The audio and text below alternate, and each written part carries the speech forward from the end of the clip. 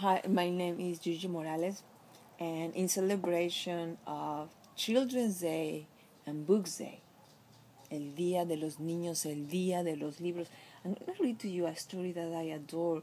This is a book called Magic Dogs of the Volcanoes, and it's actually a bilingual book written by Manlio Argueta, illustrated by Ellie Simmons. The name in Spanish is Los Perros Mágicos de los Volcanes. This time we are going to read it in English. And this is how it begins. Magic dogs of the volcanoes. On the volcanoes of El Salvador live magic dogs called cadejos. They look a lot like wolves, but they are not wolves. They move with the grace of deer, but they are not deer. They eat the seeds of the morning glories, those beautiful flowers that cover the volcanoes and look like little bells. The people who live in the villages of the slopes of the volcanoes have always loved the cadejos. They say the cadejos are really the great-great-grandchildren of the volcanoes. They say the cadejos had always protected them from danger and misfortune. When the people of the volcanoes travel from one village to another, a cadejo always goes along. If a child is in danger of stepping on a snake or falling in a hole, the cadejo will turn itself into a gust of wind and lift the child out of harm's way. If an old man becomes very tired working under the hot sun, a cadejo will carry him to the shade of a nearby tree. The people of the volcano say they could have not survived to this day without the cadejos. But sadly, not everybody has always loved the cadejos. No. Don Antonio and his 13 brothers who owned the land of the volcanoes did not like the cadejos at all. The cadejos bewitch the people and make them lazy, Don Antonio said one day to his 13 brothers. And Antonio's brothers answered, yes, it is true. The people don't work hard for us anymore. They want to eat when they are hungry, and drink water when they are thirsty, and rest in the shade when the sun is hot, and it is all because of the cadejos. So Don Antonio and his 13 brothers called in the lead soldiers to go up on the volcanoes and hunt the cadejos.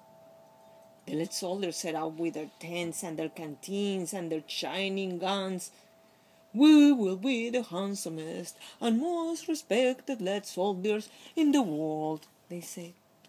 We will wear uniforms covered with silver medals and go to birthday parties and give orders everyone will obey. The lead soldiers marched towards the volcano Tecapa, who is a beautiful woman dressed in a robe of water and a hat of clouds. They marched towards the handsome volcano Chaparrastique with his hat of hot, white smoke. Let's hunt the cadejos while they sleep, say the lead soldiers. That way we can take them by surprise with no danger to us. They didn't know the cadejos can put on garments of air and light that make them invisible. The lead soldiers searched and searched, but they couldn't find a single cadejo. The lead soldiers were furious. They knew the cadejos lived on morning glory seeds, so they began to trample the morning glories and crushed the seeds. Soon the cadejos will have nothing to eat, they said. Never had the cadejos been in such a danger. They went for help to the great-great-grandparents, the volcanoes Tecapa and Chaparrastique. All night long the cadejos spoke with the volcanoes. Finally, Tecapa said, the soldiers are made of lead, you said? Are their hearts and brains also made of lead? Yes, answered the cadejos. Even their feet are made of lead. Then I have a plan, said Tecapa. Tecapa spoke to Chaparrastique. You have a steam hat, and I have a dress made of water, she said. You will simply fan yourself with your hat until the ground gets hot, and then I will shake my dress. The capa gave her dress a shake. What good will that do? Asked the cadejos.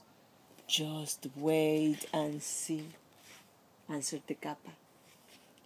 The next day, as the lead soldiers climbed the volcano, Chaparrastica took off his hat and began to fan himself until it got so hot even he couldn't stand it. At first, the soldiers only felt a tingling in their feet, but soon their feet began to melt. Then the capa shook her dress and got the soldiers wet. Their bodies began to sizzle like water on a hot iron.